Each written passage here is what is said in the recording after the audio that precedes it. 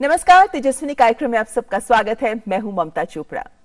किस तरह एक छोटी सी ख्वाहिश, एक छोटा सा सपना जरिया बन सकता है जिंदगी के बड़े लक्ष्यों को हासिल करने का, इसे साबित किया है हमारी आज की मेहमान ने, जो बाड़मेर के एक छोटे से गांव की रहने वाली हैं, लेकिन मात्र कुछ ही वर्षों में वो बन गई हैं अंतर्राष्ट्रीय स्तर की फैशन डिजाइनर।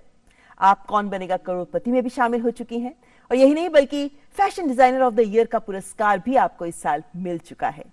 नारी शक्ति सम्मान से सम्मानित बाड़मेर की रूमा देवी हैं हमारी आज की तेजस्विनी।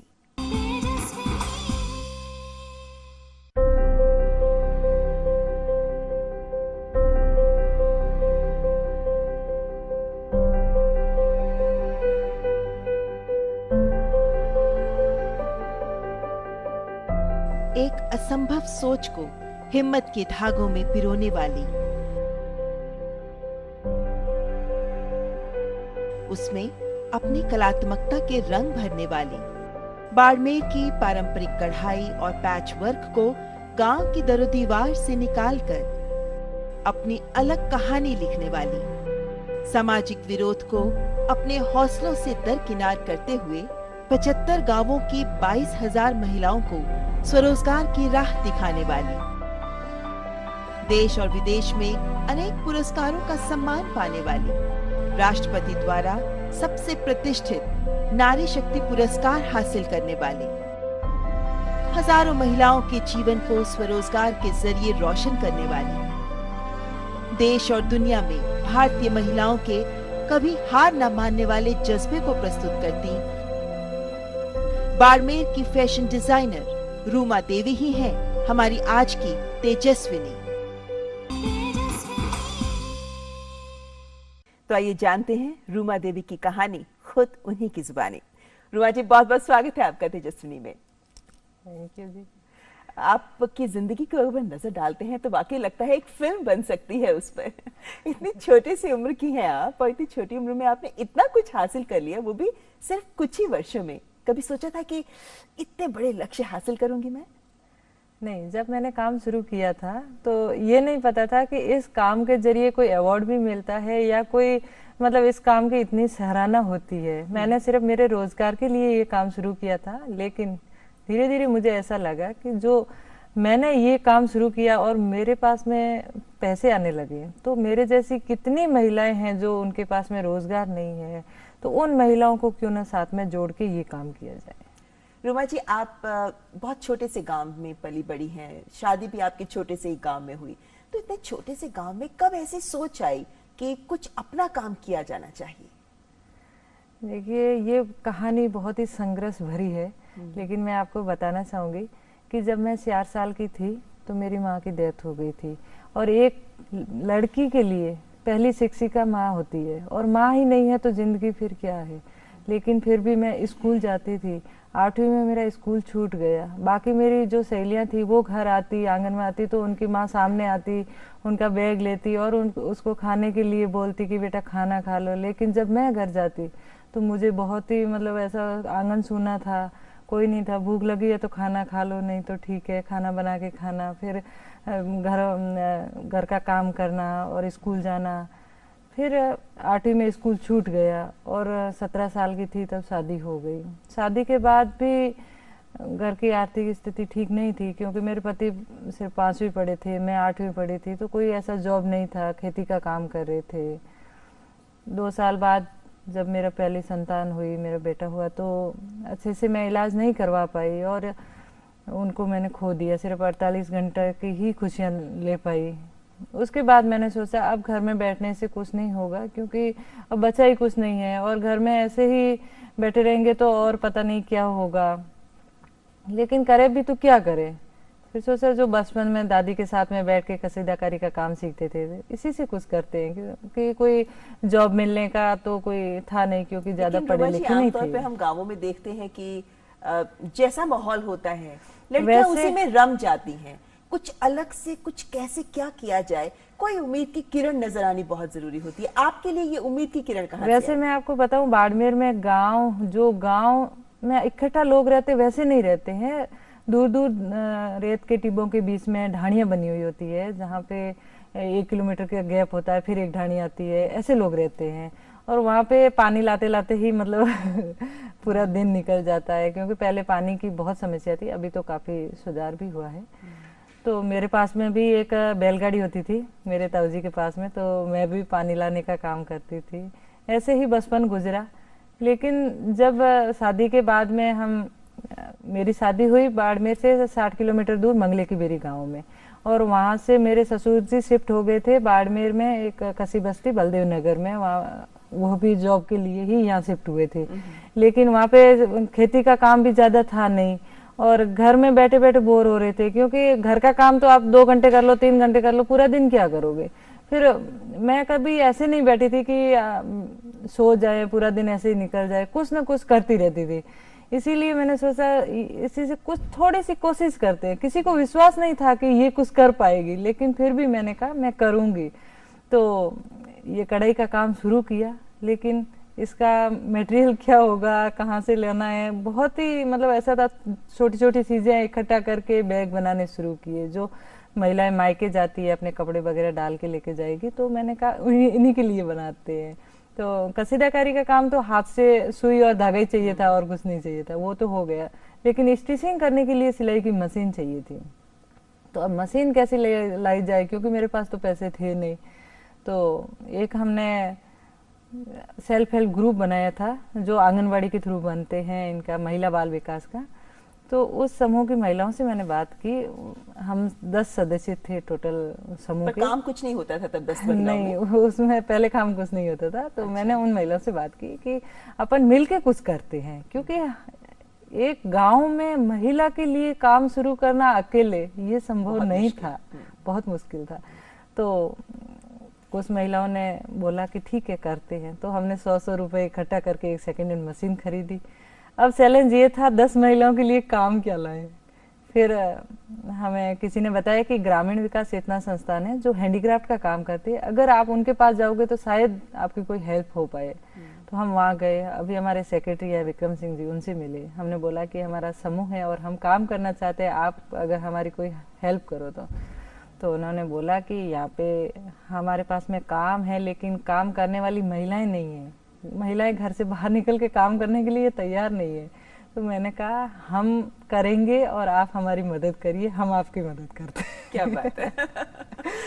तो फिर हमें सैम्पलिंग दी गई और हमने इतने अच्छे से सैम्पलिंग बना के लेके गए। हमें ऑर्डर का काम दिया गया, 3 दिन का काम दिया था। हमें इतनी खुशी थी कि हमें काम मिला है। हम वापस आके लग गए थे काम पे, और सुबह ही हम पूरा काम करके वापस चले गए। उन्होंने अच्छा। बोला ये 3 दिन का काम था, आप कल दोपहर को लेके गए थे और आज 10 बजे लेके आ गए, किया कब? हमने कहा हमारे पास में इतनी खुशी थी, हम सोए नहीं, पूरी रात काम किया। पहला ऑर्डर था? पहला ऑर्डर था, क्योंकि इतनी खुशी हो रही थी। आज हम इतना मतलब संघर्ष कर रहे थे क्योंकि हमारे पास में काम नहीं है, और एकदम से हमारा काम मिला तो बहुत अच्छा लगा। और हमने पूरी रात बैठ के काम करके तो उनको लगा कि वास्तव में ये काम करने वाले हैं। तो फिर उन्होंने भी ऑर्डर लाने में थोड़ा सा, मतलब रुमा जी ये माने कि पहला ऑर्डर मिला और उसके बाद और ऑर्डर पे ऑर्डर मिलते गए और फिर आपने अपने काम का भी विस्तार किया। लेकिन एक बात मुझे बताइए, ये बात आगे भी बढ़ेगी, आपकी डिजाइनर कैसे बनी आप उसके बाद, लेकिन आपने न केवल अपने 10 महिलाओं के समूह को आगे बढ़ाया, बल्कि आपने आज की डेट की अगर बात करें तो कहा जाता है कि भाई 75 गांवों की 22,000 महिलाओं को साथ जोड़कर आप उनके सशक्तिकरण के लिए भी काम कर रही हैं और वो आपके साथ जुड़ ही रही हैं। ये कैसे संभव हुआ? जब हमने काम शुरू किया और मेरे पास में ऑर्डर आने लगे, तो मैंने सोचा अब मेरे जैसी कितनी महिलाएं होगी जो जिनके पास में रोजगार नहीं है और छोटी छोटी इच्छाओं को वो ऐसे ही मारना पड़ेगा उनको। उन महिलाओं को साथ में जोड़ते हैं, जो एकल महिला है, विधवा महिला है, उनको साथ में जोड़ते हैं। तो फिर मैंने गांव-गांव, घर-घर जाके उन महिलाओं को साथ में काम करने के लिए प्रेरित किया।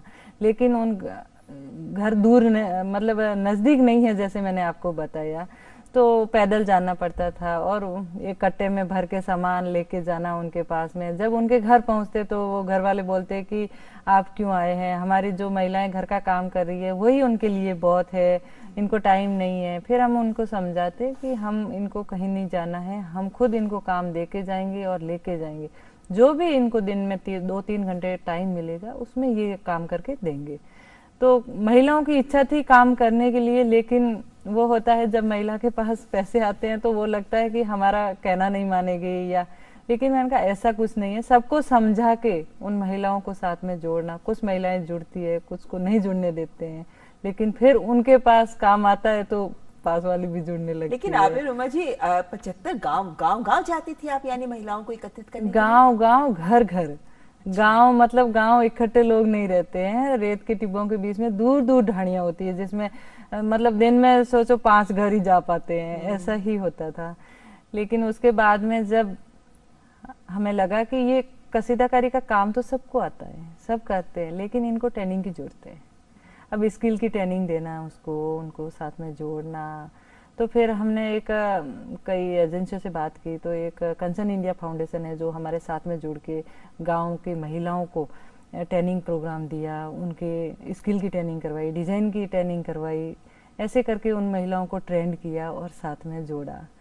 उसके बीच में हमें मिला एक दिल्ली आने का मौका, जो एग्जीबिशन था। हाँ, मैं जानना चाह रही थी क्योंकि पहली बार आप बाड़मेर से बाहर आई होंगी जब दिल्ली में आप आई। हाँ, हमारा कैसा था वो अनुभव, कैसा लगा दिल्ली पहुंच कर? बहुत अच्छा। जब हम वहाँ से आ रहे थे तो वो लगा कि पता नहीं दिल्ली कैसा होगा, हम वहाँ रह पाएंगे, हमें कुछ पता चलेगा कहाँ जाना है, क्या करना है, और जो प्रोडक्ट हम बना के लेके जा रहे हैं इसकी सेल होगी क्या वहाँ पे। लेकिन जब यहाँ पे आए हम और हमने स्टॉल लगाया, कस्टमर आए जो, उन्होंने बोला बेटा ये हाथ से बना है या मशीन से? अच्छा, इतना महीन, इतना महीन।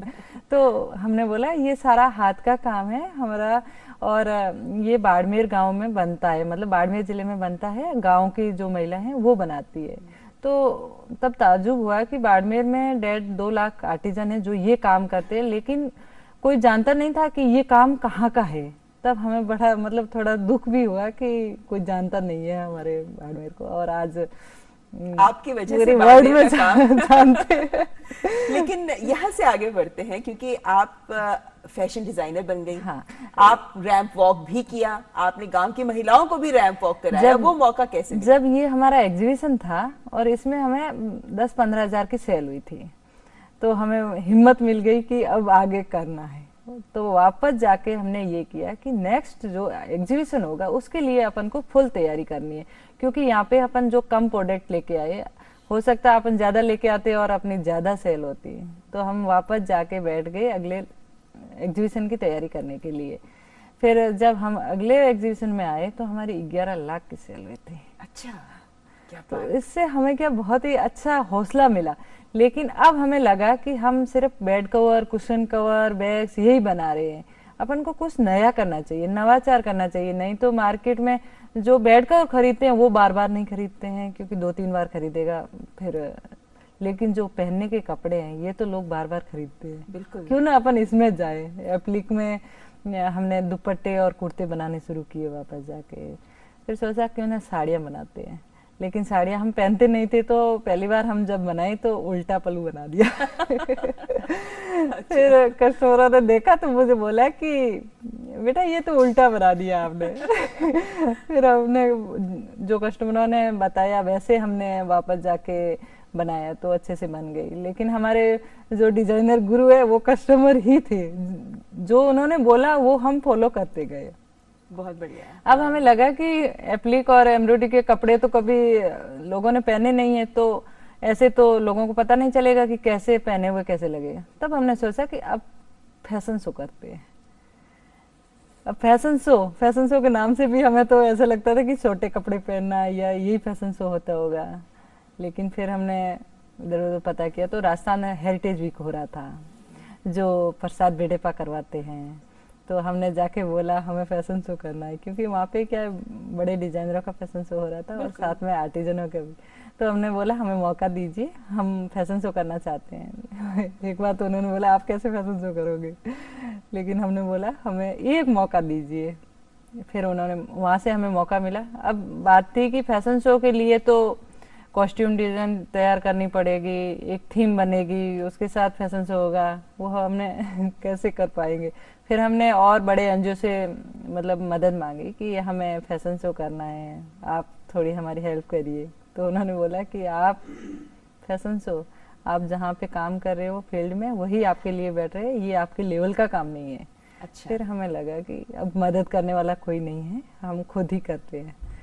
तो कुछ नेट से ढूंढा, ऐसे करके हमने प्रोडक्ट बना लिए। अब फैशन शो की बारी आ गई, रैंप पे आने की।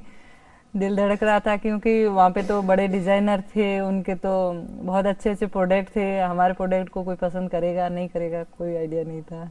लेकिन जब हमारे प्रोडक्ट रैंप पे आए तो सारे लोग खड़े होके तालियां बजा रहे थे। कितना अच्छा लगा इतना और अच्छा वो लगा। पहला रैंप वॉक था जिसके हाँ। बाद वहां से रूमा जी आगे बढ़ी और इस बार साल 2019 के लिए उन्हें डिजाइनर ऑफ द ईयर का अवार्ड मिला है, जिसके लिए अब उनको पेरिस भी लेकर जाया जाएगा। यहाँ पर रुकेंगे ब्रेक के लिए, लेकिन ब्रेक के बाद रूमा देवी के जीवन के सफर की यात्रा जारी रहेगी।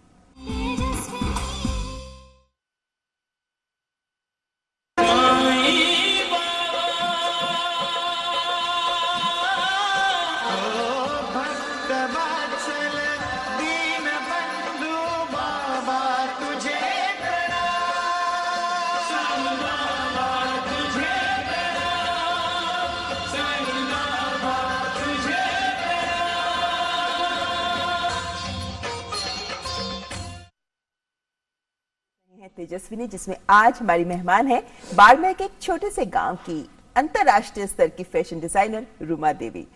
रूमा जी, आपने बताया कि किस तरीके से पहली बार आपने फैशन वीक में हिस्सा लिया, लेकिन ये सफर तो उसके बाद विदेशों तक जा पहुंचा।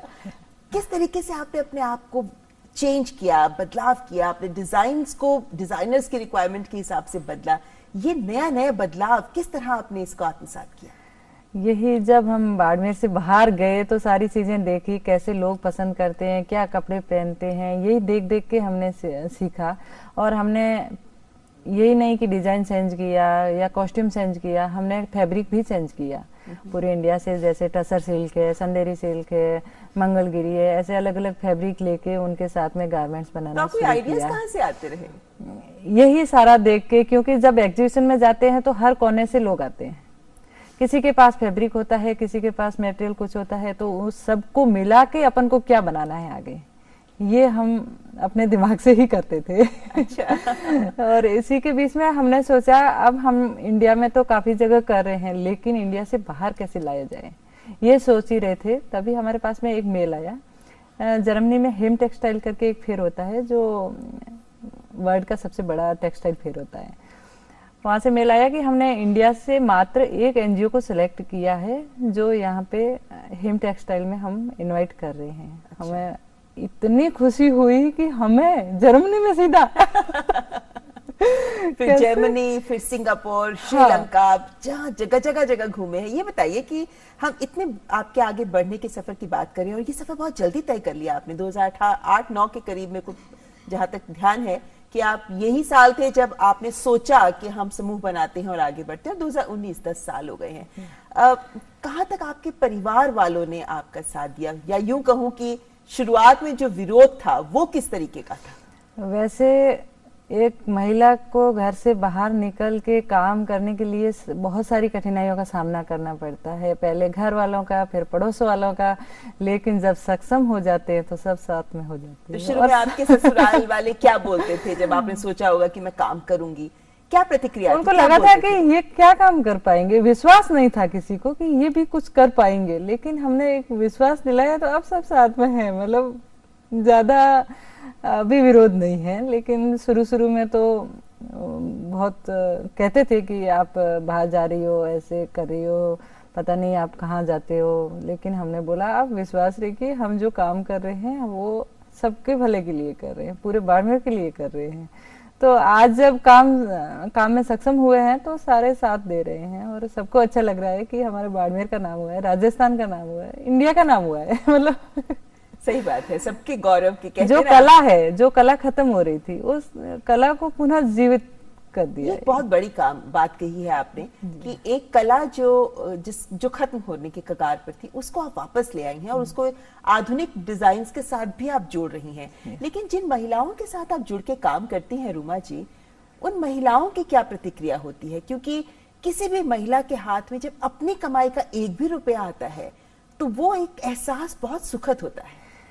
जब तक महिला के पास पैसे नहीं है, इनकम नहीं है, तो वो एक घर का काम करने तक ही सीमित रहती है। कोई भी काम होता है, डिसीजन लेना होता है, तो उनसे कोई बात नहीं करेगा। लेकिन जब उनके पास में खुद का मतलब पैसों का पावर होता है, तो सब उनसे पूछते हैं। ये एक मेरे साथ भी हुआ था क्योंकि पहले ऐसा कोई नहीं पूछते थे कि भाई आज ये काम करना है, अपन को कैसे करना है, इसमें इतने पैसे खर्च होंगे। लेकिन आज तो हर कोई पूछता है तो वो महिलाएं भी आपको बताती होंगी कि किस तरह उनका जीवन बदल रहा है। बदल रहा है। जब वो महिलाएं काम करती है और उनके हाथ में पैसे जाते हैं, तो वो सबसे पहले अपने बच्चों के लिए करना चाहेगी, अपनी बेटी के पढ़ाई में खर्च करना चाहेगी, फिर वो कुछ अपने जरूरतमंद के सामान लेके आएगी। तो मतलब एक उनको भी हिम्मत रहती है कि मेरे पास में पैसे है। तो यानी ये कह सकते हैं कि 22,000 महिलाएं नहीं, 22,000 परिवारों को सशक्त कर रही हैं आप। अच्छा, यहाँ से अगर हम आगे बढ़ते हैं तो आपको fashion designer of the year का पुरस्कार मिल चुका है, पेरिस जाएंगी आप, कौन बनेगा करोड़पति में भी आप शामिल हुई। चलिए उसी की बात करें। पहले बताइए वो कैसा लगा जब महानायक अमिताभ बच्चन के सामने आप बैठी थी? कितना वहां पे कमाया आपने केबीसी में, जो बाद में एनजीओ को दिया गया? जी, सबसे पहले तो मैं बताऊंगी कि जब केबीसी से मेरे पास में कॉल आया, तो उन्होंने बताया कि हम केबीसी से बोल रहे हैं और आपको इनवाइट कर रहे हैं, कौन बनेगा करोड़पति में। मैंने कहा मतलब एक ऐसा लगा कि फेक कॉल हो सकता है क्योंकि हमें वहाँ कौन बुलाएगा। लेकिन फिर नेक्स्ट डे और कॉल आया कि हम वहीं से बोल रहे हैं और आपको हमारा करमवीर एपिसोड होता है, उसमें सम्मानित करने के लिए हम आपको बुला रहे हैं। फिर हमारे शूटिंग हुई वहाँ बाड़मेर में 3-4 दिन की, फिर वहाँ बुलाया तो अमिताभ बच्चन जी के साथ में बैठ के बहुत अच्छा लगा और बहुत अच्छे से सहजता से बात करते हैं वो। इतना मतलब पहले डर लग रहा था कि पता नहीं उनके सामने बैठ के बोल पाएंगे नहीं बोल पाएंगे, लेकिन वो जब उन्होंने बात शुरू की तो ऐसा लग रहा है कि ये घर के लोग ही बैठे हैं मतलब इतने सहजता से वो बात करते हैं, आगे वाले को इतना मतलब आदर भाव देते हैं, बहुत ही अच्छा लगा। अब आप ट्राइफेड की ब्रांड एम्बेसडर भी बन गई हैं। किस तरीके से ये जो छोटे छोटे आर्टिजन्स हैं, हस्तशिल्प से जुड़े हुए लोग हैं, किस तरह इनकी जिंदगी बदल रही है? अब आपका अपना अनुभव क्या कहते हैं, क्योंकि आप सब इनके साथ काम भी कर रही हैं आप। जी, ये ट्राइफेड के साथ में हम मिलके आदिवासी जो आर्टिजन होते हैं उनके लिए काम करते हैं। इंडिया के पूरे हर कोने से आदिवासी हैं, उनको साथ में जोड़ते हैं, क्योंकि ये एक बहुत ही पिछड़ी लोग हैं। तो उनके जो खास तौर पे मैं महिलाओं के सपोर्ट करती हूँ और वो महिलाओं की जो कारीगरी है उनको पहचान दिलाने के लिए हम फैशन शो भी करवाते हैं उनका, और वो जो प्रोडक्ट बनाते हैं उनको मतलब बताते हैं कि आप इस तरह से बनाइए, उनको आगे मोटिवेट करते रहते हैं। तो वो नए नए प्रोडक्ट बनाते हैं और यहाँ पे दिल्ली जैसे शहर में आके वो प्रोडक्ट सेल कर रहे हैं, तो उनके लिए बहुत ही अच्छा, सबकी जिंदगी बदल रही है। लेकिन जो महिलाएं आपको देख रही हैं इस वक्त रुमा जी, आप उन्हें कुछ कहना चाहेंगी, खासतौर पर गाँव की वो महिलाएं जो आज भी कुछ तमन्ना कुछ सपने रखती हैं लेकिन वो हिम्मत नहीं जुटा पाती हैं कि उनको साकार करने के लिए आपकी तरह हिम्मत दिखाएं और आगे बढ़ें? यही है, क्योंकि सबसे पहले हिम्मत महिला को ही उठानी होगी अपने खुद के लिए, तो उनको ही आगे आवाज उठानी होगी। नहीं तो कोई आके ऐसे नहीं बोलेगा कि आप घर में क्यों बैठे हैं, आप काम करिए। लेकिन वो खुद बाहर आके कुछ काम करना शुरू करेगी तो सब साथ में आके उनकी हेल्प करेंगे। तो महिलाओं को मतलब खुद को आत्मनिर्भर बनने के लिए खुद ही आवाज उठानी होगी। अब मैं कहना चाहूंगी कि महिलाएं महिला को सम्मान दे, सपोर्ट करे, अपने हक की लड़ाई खुद लड़े। हम सबके पास कोई ना कोई हुनर जरूर है, तो क्यों ना हुनर के जरिए आगे बढ़े, और खुद पर विश्वास है तो अड़े रहें और खड़े रहें। जैसा आप अड़ी भी हैं और खड़े भी हैं और इसीलिए लगातार आगे भी बढ़ी हैं। अब पेरिस के लिए तैयारी पूरी है आपकी, क्योंकि वहां तो बड़े बड़े डिजाइनर्स आते हैं। हाँ, वो डिजाइनिंग की स्टडी के लिए ही वहाँ जाते हैं और इसीलिए ही ये पेरिस का टूर मिला है। तो मैं मेरी आर्टिजनों को साथ में लेके वहाँ पेरिस में जाएंगे। चलिए, बहुत बहुत शुभकामनाएं आपको रुमा जी, और जिस तरीके से आप अपनी परंपराओं को सहेजते समेटते हुए उन्हें आगे बढ़ा रही हैं, वाकई सलाम करने लायक काम कर रही हैं आप। बहुत बहुत शुक्रिया रुमा जी हमारे साथ बात करने के लिए। ममता जी, आपका भी बहुत बहुत शुक्रिया, और आपने यहाँ बुलाया और महिलाओं के सामने ये बात रखने का मौका दिया, बहुत बहुत धन्यवाद। तो ये थी हमारे साथ रुमा देवी, जो आज सबके लिए एक बड़ा उदाहरण बनकर सामने आ रही हैं कि महिलाएं अगर कुछ ठान ले तो हासिल भी कर सकती हैं। आज तेजस्विनी में बस इतना ही, लेकिन अगले हफ्ते फिर होंगे हाजिर एक और तेजस्विनी के साथ। लेते हैं इजाजत, नमस्कार।